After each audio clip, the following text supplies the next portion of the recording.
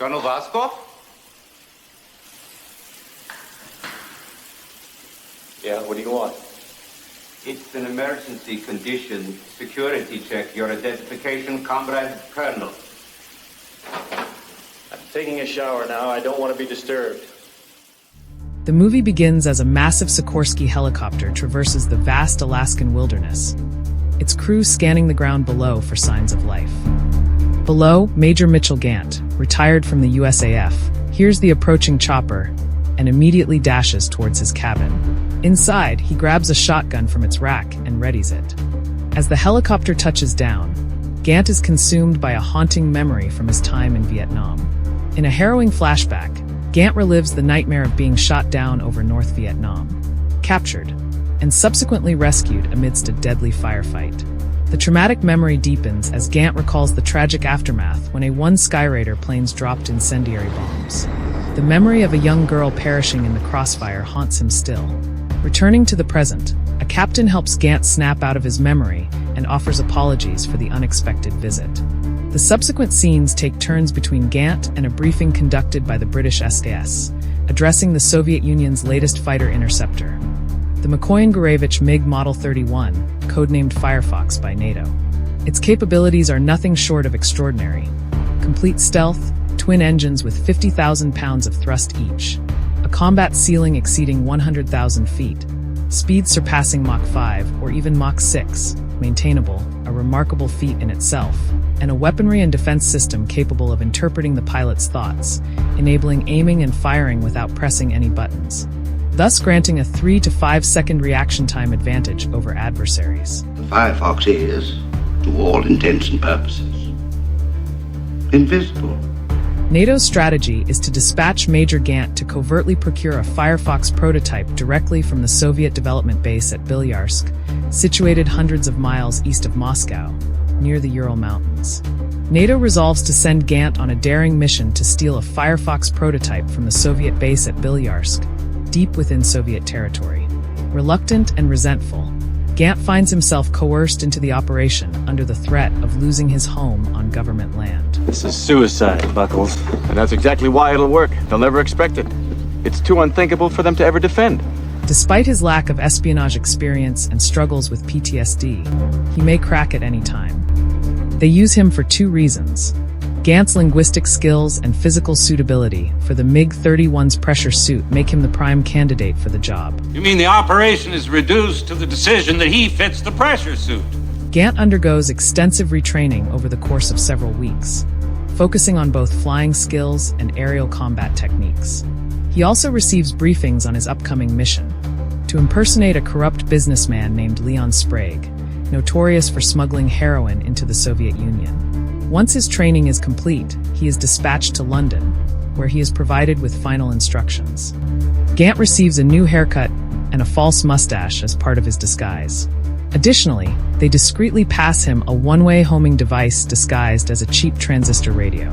What Gant's handlers don't tell him is that if anything compromises the mission, he will be left on his own. Gant arrives at Sheremetyevo Airport in Moscow, confidently navigates an unexpected customs inspection, and successfully exits the airport, carrying the disguised radio. He then takes a taxi and heads to his accommodations at the Hotel Moscow, concealing the device in his pocket. Once there, he settles in and patiently awaits further instructions. Meanwhile, at the KGB Moscow Center on Dzerzhinsky Square, a colonel finalizes his plans to ensure the security of the MiG-31, ahead of its scheduled trials the following day, which will be observed by the Soviet First Secretary. Additionally, he instructs his second-in-command to execute the arrest of some underground members at dawn, but emphasizes the importance of not taking action before then. Despite being aware of the spy network operating from Bilyarsk outside of Russia, the colonel remains unaware of the true intentions of the CIA and the SAS. Sometime later, a man dresses Gant in the attire of a Soviet air police officer and provides him with instructions on how to deceive his way past a security checkpoint. He also briefs Gant on the layout of the hangar and its facilities. Furthermore, he reveals this to Gant, acknowledging his awareness that Gant's escape with the plane will likely result in his own death. He also discloses more alarming details. The program doesn't have just one prototype, but two. The second jet holds an advantage over the first. It's capable of aerial refueling, unlike the first one, which must rendezvous with an American submarine on an ice sheet off Russia's Arctic coast. Additionally, he reveals his and his small crew's plan to sacrifice themselves by destroying the second prototype housed in the hangar. Consequently, Gant must swiftly remove the first prototype from the hangar upon hearing the fire alarm. He also provides Gant with the coordinates necessary for the navigation computer and details about Firefox's weaponry and thought-activated control systems. However, he warns Gant that to effectively operate the systems, You must think in Russian. rather than attempt to think in English and translate. Gant successfully gains entry through the security gate and, manipulating his fabricated rank, takes the initiative to order an additional K-9 patrol to search the forest, adjacent to the perimeter fence. Proceeding through the hangar, he lays eyes on the magnificent machine for the first time. An encounter with a colonel occurs, though neither man recognizes the other. Gant informs him of the orders given to the K-9 unit for the forest search. Subsequently, Gant positions himself in the pilot's dressing room, awaiting the Russian pilot. Upon the pilot's arrival, Gant incapacitates him, restraining and silencing him before stashing him in a locker, opting against killing him with the rationale. Hell, you didn't do anything. Gant then takes refuge in the showers. Meanwhile, the colonel comes to the conclusion that an intruder has breached the facility and initiates a search. While in the bathroom, Gant insisted on some privacy when challenged by other security personnel for identification. Is this your idea, soldier, or is it Colonel Kantowski's orders that I be disturbed? Impersonating the pilot, he skillfully avoids direct confrontation.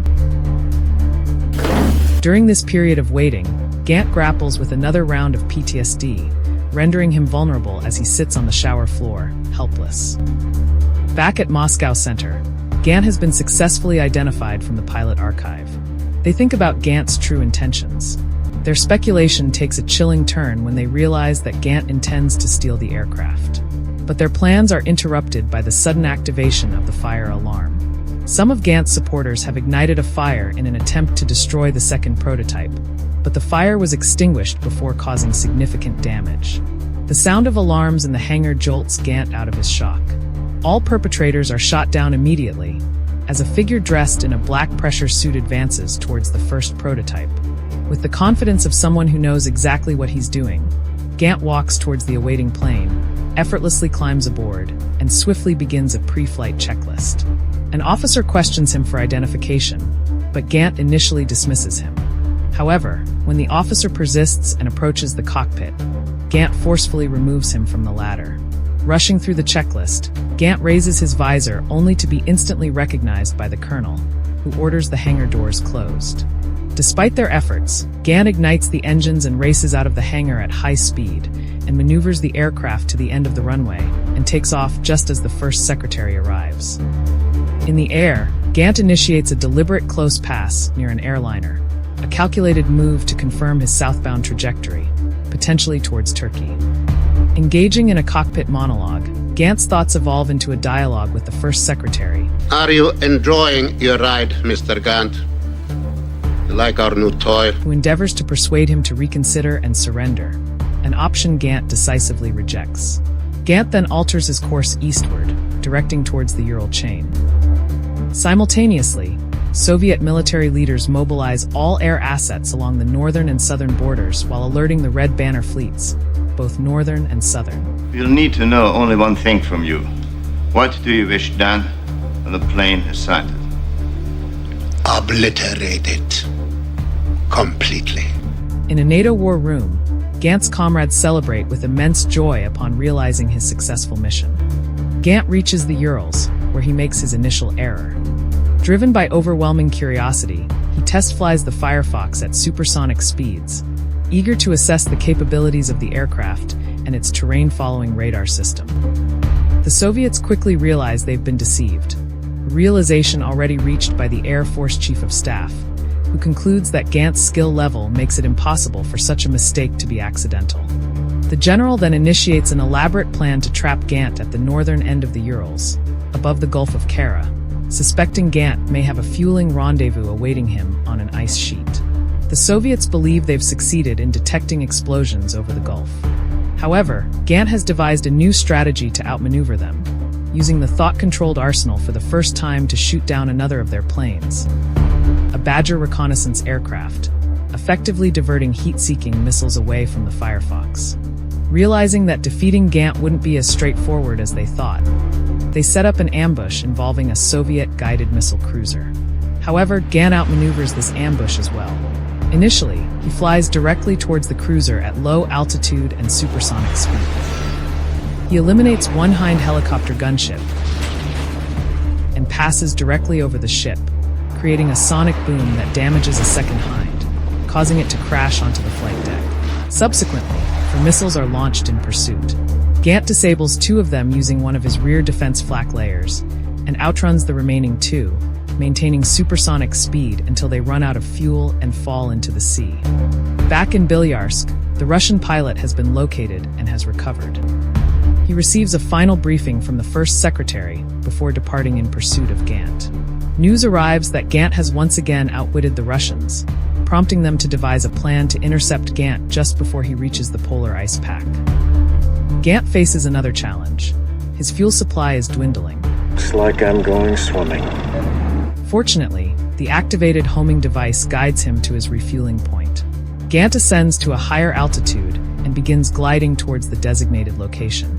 Just in time, he reaches an ice sheet where a U.S. Navy submarine emerges to serve as his refueling station. Landing safely on the ice, Gant landed towards the waiting submarine. Its crew promptly refuels his aircraft and replenishes the two missiles he has fired. Two Heinz helicopters detect the presence of the Americans on radar and move in to investigate. The Americans swiftly complete the refueling and rearmament process, hastily construct a makeshift runway, bid farewell to Gant, and then establish a decoy weather station for the Soviets to survey. After Gant takes off, he thinks he's home free, until he suddenly detects two missiles homing in on him seemingly out of nowhere, followed by the appearance of the second Firefox on his rearward monitor. Evading the missiles, Gant finds himself engaged in a high-speed aerial pursuit with the enemy plane. Employing his air brakes, he maneuvers behind the adversary and launches two missiles, which unfortunately miss their target. After executing a rolling loop, their positions reverse once more. Gant descends towards the ground, skimming low over the Arctic terrain, but the enemy remains in relentless pursuit, firing their MiG-31's cannons to no avail. Attempting to evade, Gant navigates through narrow ice canyons in a desperate bid to shake off the adversary, yet the chase persists. Upon clearing the obstacles and regaining altitude, the enemy Firefox fires its last two missiles. Gant initiates a high-loop maneuver, followed by a flat tailspin, as he begins to experience another delayed stress seizure. However, he manages to regain control and deploys his landing gear to increase drag, narrowly escaping the flat spin before a potential crash. Out of respect, the Russian pilot salutes Gant one last time before maneuvering into position behind him, ready to strike.